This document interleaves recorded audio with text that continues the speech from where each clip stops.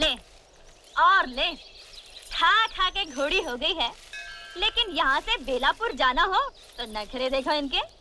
खाए जाओ बकर बकर। ओ बसंती, मौसी मैं यहाँ हूँ इस गधैया के पास। लो अब इनकी झिक-झिक सुनो। अरे वो छोकरिया, दिन भर हवा हवाई घूमती हो, मगर मैं कोई काम बोलूं तो जू नहीं रेंगती कान पर। लो और सुनो। अरे मौसी तुम तो बस हुक्का पानी लेकर चढ़ जाती हो, सुनती तो हो नहीं। कौन सा काम कहा था तुमने? वैद्य जी के पास जाने का ना। तो मैं गई थी तुम्हारी दवा लाने के लिए वैद्य जी के पास, अब वो थे नहीं तो मैं क्या करूं? पड़ोसी कह रहे थे कि वो बहुत बीमार हैं और दूसरे गांव गए हैं दवा दारू लाने के लिए। ओहो, मैंने तो वैद्य का नाम भी नहीं लिया और तूने पूरी कथा सुना दी। तो फिर कौन सा काम कहा था? कच्चे आम लाने को नहीं कहा था अचार के लिए, पर तुझे याद रहे तब ना। कच्चे आम? हाँ था तो था, अभी लाती हूँ। इमाम साहब, मैं आपको छोड़ दूं? कौन? बसंती। हाँ। आज तू है। कितने बरस हो गए मुझे इस गांव में, तू तो पैदा भी नहीं हुई थी, लेकिन आज तक मस्जिद की सीढ़ियां मैं बाद में उतरता हूँ, कोई ना कोई सहारा पहले दे देता है। हाँ हाँ, तो क्यों नहीं देगा सहारा? क्योंकि ऐसा गांव में कौन है जो आपकी इज्जत नहीं करता हो? जो इज्जत करेगा, जो मान देगा, वो सहारा क्यों नहीं देगा? वो तो देगा सहारा। क्योंकि देखने वाली बात ये भी है कि इतनी बकबक कर लेती है तो अहमद को समझाती क्यों नहीं? तुझसे तो थोड़ा छोटा भी है उम्र में। क्योंकि हमें समझाना तो बहुत अच्छी तरह आता है इमाम साहब, और आपके बेटे को भी समझा सकते हैं। लेकिन देखने वाली बात ये है कि जब तक हमको ये नहीं मालूम हो कि हमें समझाना क्या है, तो फिर हम समझाएंगे कैसे? अरे भाई, अहमद का मामू जबलपुर में बीड़ी के कारखाने में मुलाजिम है, 300 रुपया तनख्वाह है। अच्छा? हाँ, कितनी बार मुझे लिख चुका है अहमद मियाँ को यहाँ भेज दो, अपने सेठ जी से कहकर दफ्तर में रखवा देंगे। लेकिन ये अहमद है कि जाने को तैयार ही नहीं है, कहता है आप अकेले हो जाएंगे। कैसी हो दीदी? अरे भाई अहमद, हम तो ठीक हैं, लेकिन तुम ये बताओ, एक तो तुम 10 जमात पास भी हो, अंग्रेजी भी जानते हो, और तुम्हारे जबलपुर के मामू ने लिख भी दिया है कि तुम भी आ गई अब्बा की बातों में। जो मिलता है उसे यही कहते हैं। अरे भाई, बसंती ने पूछा, मैंने कह दिया। क्योंकि हमें बेफिजूल बात करने की आदत तो है ही नहीं। लेकिन सोच लो, ये कारखाना बीड़ी का है, जब तक दिल चाहा काम किया, नहीं तो आराम से बीड़ी पी ली। यानी कि ये तो वही मिसाल हो गई कि आम के आम गुठलियों के दाम। अरे क्या हुआ? आम? मैं तो फिर भूल गई थी। कच्चे आम। कच्चे आम? हाँ, कच्चे आम अचार के लिए।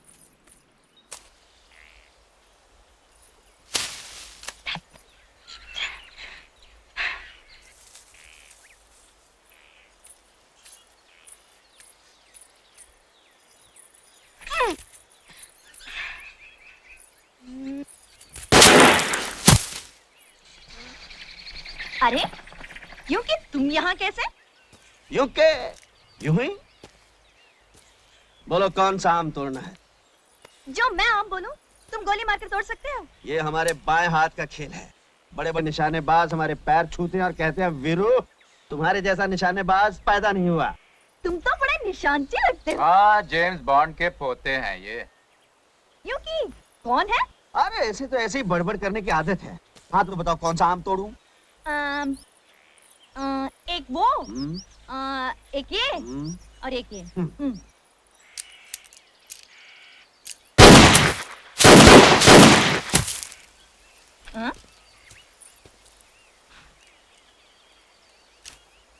अरे ये तो तुम्हारा दोस्त भी। हाँ हाँ हाँ, काफी होशियार है लड़का। अभी मैं सिखा रहा हूँ, जल्दी सीख जाएगा।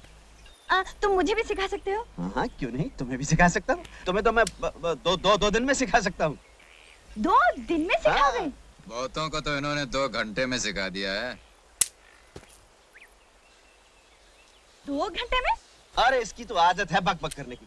तुम्हें पिस्तौल चलाना सीखना है ना, तो इधर आओ आओ आओ। वो आम नजर आ रहा है? आ रहा है ना? हाँ, हाँ। हाँ, अब पकड़ो पिस्तौल, पकड़ो। और ये हाथ ऐसे ऐसे ऐसे यहाँ, और ये उंगली यहाँ। हाँ। और अब आंखें बंद कर लो। मैंने तो आँख पहले ही बंद कर रखी है। क्योंकि ये क्या कह रहे हैं? इसकी तो आदत है बक बक करने की। तुम आंखें बंद करो। बंद की? अब देखो वो आम नजर आ रहा है? क्योंकि अजीब बात कही तुमने। आंखें बंद करके आम दिखाई देता है क्या? तुमने क्या दोनों आंखें बंद कर ली? हाँ। दोनों नहीं, बाई आंख, ये आंख बंद करो और दूसरी आंख से निशाना बांधो। अब अब गोली चला दो।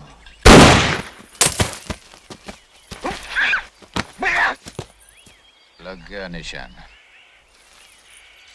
यूं कि हम सीख तो रहे थे गोली चलाना, लेकिन अब हमें दाल में कुछ काला लग रहा है।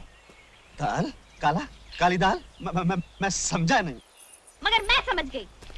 ये तुम शहर के लोग समझते हो कि हम गांव वालों को अकल तो है नहीं, लेकिन बसंती तुम जैसों को तांगे में बिठाकर गांव के 4 चक्कर लगाकर स्टेशन तक छोड़कर आ गया। बसंती, मैं तुम्हें पिस्तौल चलाना सिखा रहा था, तुम मुझे गलत समझ रही हो। मैं अच्छी तरह समझती हूँ, अच्छी तरह समझती हूँ। अब तुम यहाँ बैठकर चलाओ पिस्तौल। बसंती चलिए अपने घर। जय राम जी की।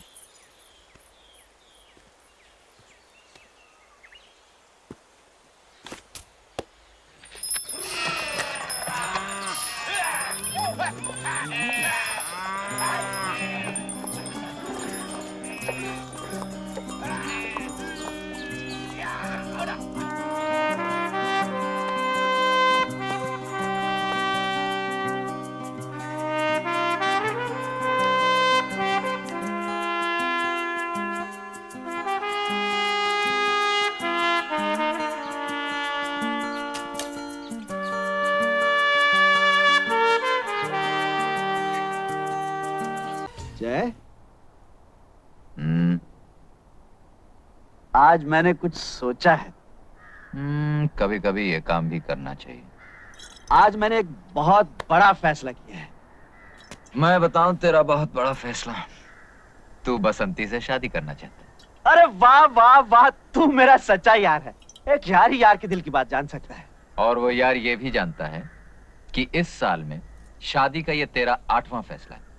ये फाइनल है यार? फाइनल। सुबह से दारू पी रहा ना? यार पार्टनर, मेरा एक काम कर दे। क्या? वो बसंती है ना, उसकी मौसी के पास जाकर मेरे रिश्ते की बात कुछ इस ढंग से कर कि मौसी शगुन लेके आ जाए। मैं क्यों करूं? अरे लड़के वाले ही तो जाते हैं लड़की वालों के घर। जय, और फिर इस दुनिया में तेरे सिवा मेरा है कौन? देख, शादी तूने करनी, तू जाके बात कर। जरा सोच, शादी के बाद एक घर होगा। घर तो तेरा होगा। एक बीवी होगी। तेरी होगी। 7-8 बच्चे होंगे। तेरे होंगे। पर चाचा चाचा तो तुम्हें बोलेंगे ना। प्यार से तुम्हारी गोद में खेलेंगे, तुम्हारे कंधों पे झूला झूलेंगे और तोतली जुबान में बोलेंगे, ताता ताता हमको कहानियां सुनाओ।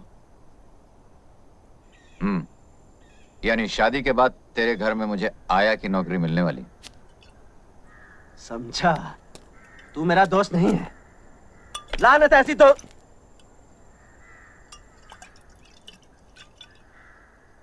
इसीलिए अकड़ रहा है ना कि मेरा ये काम तेरे बगैर दूसरा कोई नहीं कर सकता। आज मेरी माँ होती तो मेरी कब की शादी हो चुकी होती, मेरे छोटे छोटे बाल बच्चे होते। आज मेरा बाप होता तो बैंड बाजे के साथ मेरी शादी करके लाता। मेरे भाई बहन होते, वो मौसी के पैर छूकर भी बसंती की शादी मुझसे करवा देते। लेकिन ये मत भूल जाए, जिसका कोई नहीं होता उसका भगवान होता है। भगवान? तू वो दोस्त नहीं रहा। तू नहीं चाहता मैं बुरे धंधे छोड़कर घर गृहस्थी बसा सकूं। मैंने तुझे क्या समझा था जय, लेकिन तू क्या निकला? साला नौटंकी, खड़ी खड़ी ड्रामा करता है। चल बस बस, बहुत हो गया है। मैं मौसी जाके बात कर लूंगा। सच? अरे बेटा, बस इतना समझ लो कि घर में जवान बेटी सीने पर पत्थर की सिल की तरह होती है। बसंती का ब्याह हो जाए तो चैन की सांस लूं। हाँ, सच कहा मौसी आपने। बड़ा बोझ है आप पर। लेकिन बेटा, इस बोझ को कोई कुएं में तो फेंक नहीं देता। बुरा नहीं मानना, इतना तो पूछना ही पड़ता है कि लड़के का खानदान क्या है, उसके लक्षण कैसे हैं, कमाता कितना है। कमाने का तो यह है मौसी कि एक बार बीवी बच्चों की जिम्मेदारी सर पे आ गई तो कमाने भी लगेगा। तो क्या अभी कुछ भी नहीं कमाता? नहीं नहीं, ये मैंने कब कहा मौसी, कमाता है, लेकिन अब रोज रोज तो आदमी जीत नहीं सकता ना, कभी हार भी जाता है बेचारा। हार जाता है? हाँ मौसी, अब ये कमबख्त जुआ चीज ही ऐसी, अब मैं क्या कहूँ। हैं? तो क्या जुआरी है? छी छी छी छी मौसी, वो और जुआरी ना ना, वो तो बहुत ही अच्छा और नेक लड़का है, लेकिन मौसी एक बार शराब पी ली ना, फिर अच्छे बुरे का कहाँ होश रहता है। हाथ पकड़ के बैठा लिया किसी ने जुआ खेलने, अब इसमें बेचारे वीरू का क्या दोष है। ठीक कहते हो बेटा, जुआरी वो, शराबी वो, लेकिन उसका कोई दोष नहीं। मौसी आप तो मेरे दोस्त को गलत समझ रही हैं, वो तो इतना सीधा और भोला है। अरे बसंती से उसकी शादी करके तो देखिए, ये जुए और शराब की आदत तो 2 दिन में छूट जाएगी। अरे बेटा, मुझे बुढ़िया को समझा रहे हो? ये शराब और जुए की आदत किसी की छूटी है आज तक? मौसी आप वीरू को नहीं जानती, विश्वास कीजिए वो इस तरह का इंसान नहीं है। एक बार शादी हो गई तो वो उस गाने वाली के घर जाना बंद कर देगा, बस शराब अपने आप छूट जाएगी। हाय हाय, बस यही एक कमी रह गई थी। तो क्या किसी गाने वाली के घर भी आना जाना है? तो इसमें कौन सी बुरी बात है मौसी? अरे गाना सुनने तो राजा महाराजा और ऊंचे ऊंचे खानदान के लोग जाते हैं। हाँ। अच्छा, तो बेटा ये भी बताते जाओ कि तुम्हारे ये गुणवान दोस्त किस खानदान के हैं? बस मौसी, खानदान का पता चलते ही हम आपको खबर दे देंगे। एक बात की दात दूंगी बेटा, भले 100 बुराइयां हैं तुम्हारे दोस्त में, फिर भी तुम्हारे मुंह से उसके लिए तारीफ ही निकलती है। अब क्या करूं मौसी, मेरा तो दिल ही कुछ ऐसा है। तो मैं ये रिश्ता पक्का समझूं? पक्का? भले सारी जिंदगी लड़की कुंवारी बैठी रहे, लेकिन मैं ऐसे आदमी से बसंती को नहीं ब्याहने वाली। सगी मौसी हूँ, कोई सौतेली माँ नहीं। अजीब बात है, मेरे इतने समझाने पर भी आपने इनकार कर दिया। बेचारा वीरू, न जाने क्या करेगा। कूद जाऊंगा, फन जाऊंगा, मर जाऊंगा, हट जाओ। वही कर रहा हूँ भैया जो मजनू ने लैला के लिए किया था, रांझा ने हीर के लिए किया था, रोमियो ने जूलियट के लिए किया था। Suicide, suicide. अरे भाई, ये सुसाइड क्या होता है? अंग्रेज लोग जब मरते हैं तो उसे सुसाइड कहते हैं। लेकिन ये अंग्रेज लोग मरते क्यों हैं? वो अरे भाई, बात क्या है? तुम सुसाइड क्यों करना चाहते हो? ये मत पूछो चाचा, तुम्हारे आंसू निकल आएंगे। ये बड़ी दुख भरी कहानी है। इस स्टोरी में इमोशन है, ड्रामा है, ट्रेजेडी है। ये बसंती है ना, इससे मेरा लगन होने वाला था चाचा, लेकिन इसकी बुढ़ी मौसी ने बीच में भांजी मार दी। अब मैं इस दुनिया में नहीं रह सकता। गाँव वालों, तुमको मेरा आखिरी सलाम। Good bye, good bye. अरे भाई, ये गुड बाय क्या होता है? अंग्रेज लोग जब जाते हैं तो गुड बाय कहते हैं। लेकिन ये अंग्रेज लोग जाते कहाँ हैं? गाँव वालों, मैं जा रहा हूँ। भगवान, मैं आ रहा हूँ। रुक जाओ। तुम लोग जोर देते हो, थोड़ी देर रुक जाता हूँ। अरे वाह, अरे तुम कैसे दोस्त हो? तुम यहाँ बैठे हो? क्यों, क्या हुआ? मुझे क्या मालूम क्या हुआ? वो देखो तुम्हारा दोस्त कहाँ चढ़ गया। देखो, मेरा दिल भर चुका। देखा, देखा तुमने? हाँ देखा, कुछ नहीं होगा। जब दारू उतरेगी तो ये भी उतर आएगा। यूं कि मैंने एक से एक जालिम देखा, मगर तुम्हारे जैसे पत्थर दिल दोस्त नहीं देखा जो। अरे संभालो! या न दोस्त, इसलिए मैं जान तय कर रहूंगा।